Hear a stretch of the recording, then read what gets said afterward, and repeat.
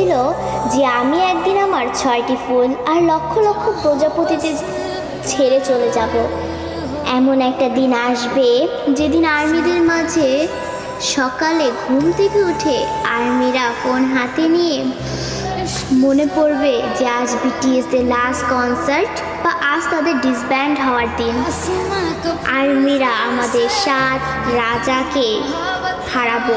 সত্যিই তো বিটিএসরা আমাদের ছেড়ে চলে যাবে।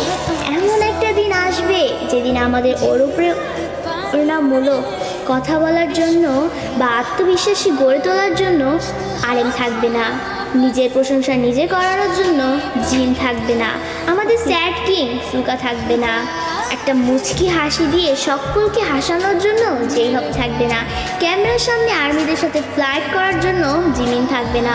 হয়তো এমন একটা দিন আসবে যেদিন আর্মিদের পাগলামো করে হাসানোর জন্য তেইয়াং থাকবে না। হয়তো সেদিন এমনও হতে পারে বানি ইসমাইল দিয়ে র্যাপ মনস্টার বলার জন্য জাংকুক থাকবে না। সেদিন হয়তো বা বিটিএস নামক ওই ব্যান্ডটা থাকবে না। হয়তো তাদের আর কোনো গান অ্যালবাম রিলিজ হবে না।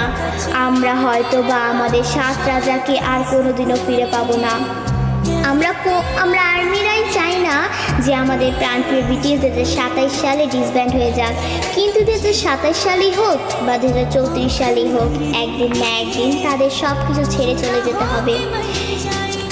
ডোরেমনও তো রোবট হয়েও সারা জীবন নোবিতার কাছে থাকতে পারেনি, তবে বিটিএস মেম্বারও তো মানুষ, তারা কিভাবে পারবে আমাদের সাথে সারা জীবন থাকতে?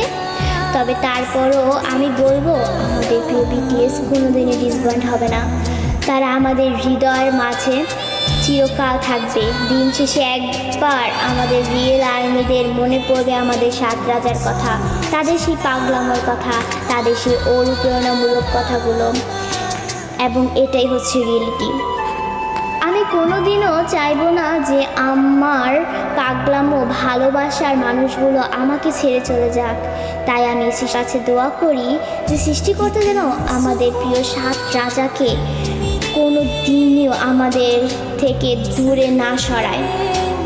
তিনি যেন সারা জীবন আর্মিদের মাঝে তার 7 রাজার সাথে হাসি খুশি দিন কাটাতে পারে।